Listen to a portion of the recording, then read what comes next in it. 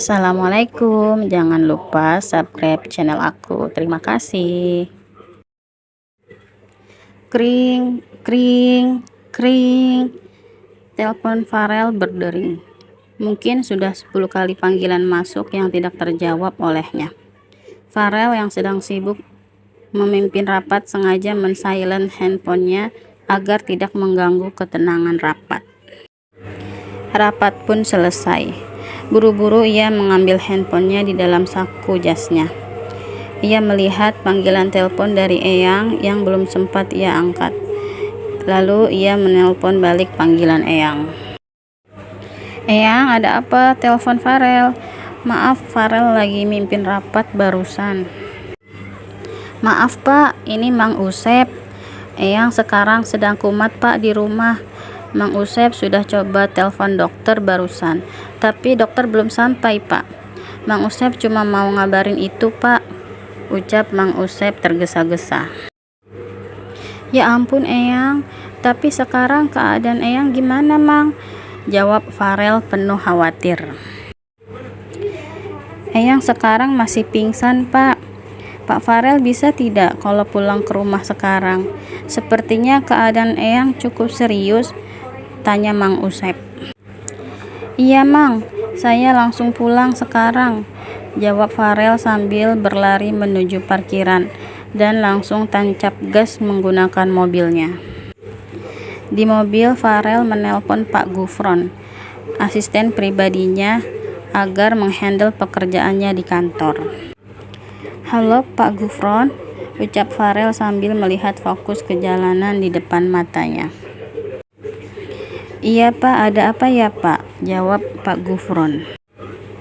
"Maaf Pak, saya nggak ngabarin lagi kalau saya sekarang sedang menuju pulang ke rumah. Pak Usep ngabarin kalau Eyang lagi kumat. Pak Gufron tolong handle dulu ya semua pekerjaan saya di kantor." "Oh begitu Pak, oke Pak, siap," jawab Pak Gufron. Farel lalu menancap gas menambah kecepatan laju mobilnya agar cepat sampai di rumah. Setibanya di rumah, Farel langsung masuk ke kamar Eyang yang sangat besar itu. "Eyang, Eyang, Eyang kenapa lagi Eyang?" Farel langsung menyapa Eyangnya yang tak berdaya di atas kasur. Mang Usep yang berada di belakang Farel menjawab ucapannya Farel. "Ini Pak, Eyang tadi sudah ditangani dokter. Barusan saja dokternya pulang Pak. Kata dokter Eyang harus dirawat dengan serius untuk sekarang ini," kata Mang Usep. "Emang kata dokter Eyang kenapa Mang?" tanya Farel. "Kata dokter tekanan darah Eyang naik lagi, jadi harus banyak istirahat dan tidak boleh stres Pak," jawab Mang Usep. Cucu Eyang sudah pulang." Eyang yang tiba-tiba membuka mata langsung menyapa Farel. Eyang gak apa-apa sekarang?" tanya Farel penuh khawatir. Eyang adalah satu-satunya keluarga yang Farel punya. Dari kecil Farel dirawat oleh kakeknya karena kedua orang tuanya telah meninggal dunia dalam kecelakaan pesawat. Wajar sekali kalau Farel sangat khawatir. "Eyang gak apa-apa Rel, Eyang cuma mau ngomong sama Farel. Eyang mau menunjukkan sesuatu," ucap Eyang sambil memberi isyarat ke Mang Usep agar mengambil kertas yang telah disiapkan Eyang untuk Farel. "Mau nunjukin apa Eyang?" tanya Farel.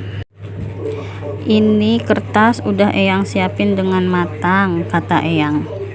"Ini kertas apa Eyang?" tanya Farel sambil melihat kertas tersebut.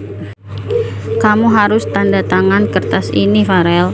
Ini kertas perjanjian bahwa kamu harus segera menikah secepatnya," kata Eyang. "Ya ampun Eyang, Farel juga mau menikah. Tapi masalahnya pacar Farel belum siap Eyang," jawab Farel sambil kebingungan. "Itu masalahmu Farel. Eyang sudah lama menantikan seorang cicit agar bisa menjadi penerus perusahaan kita." "Iya Eyang, Farel tahu. Tapi ini apa? 3 bulan apa tidak terlalu cepat Eyang?" jawab Farel setelah membaca isi surat itu. 3 bulan itu terlalu lama menurut Eyang. Kamu mau Eyang keburu tiada kamu baru menikah? Jawab Eyang. Eyang gak boleh ngomong begitu, jawab Farel sedikit kesal. Ya udah, kalau kamu sayang sama Eyang, cepatlah kamu menikah dan punya anak, agar perusahaan kita punya penerus.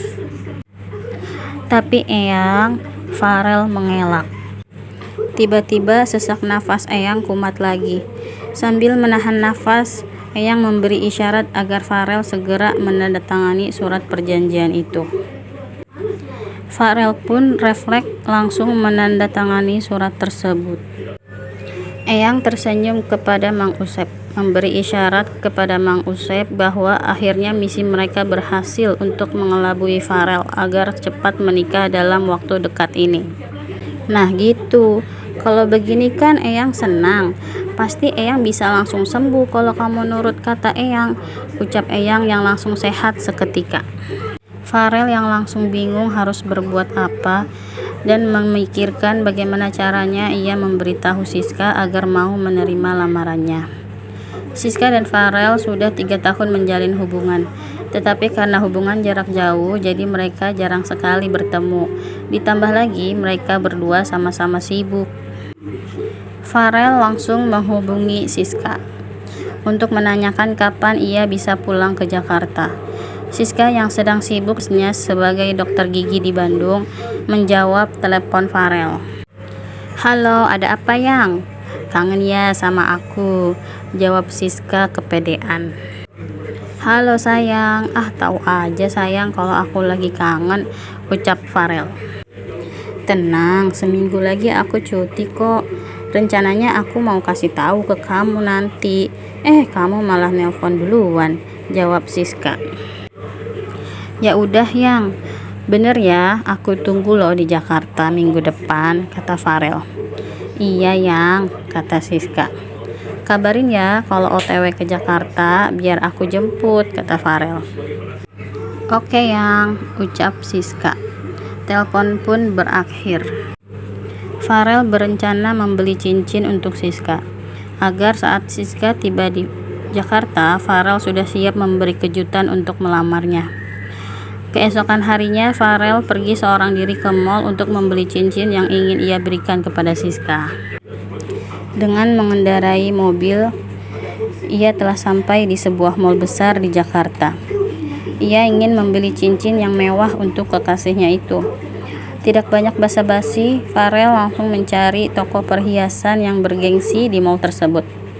Ia memilih satu persatu cincin yang ada di toko itu, hingga ia menemukan satu cincin yang cocok di hatinya. Ternyata itu cincin limited edition di toko tersebut.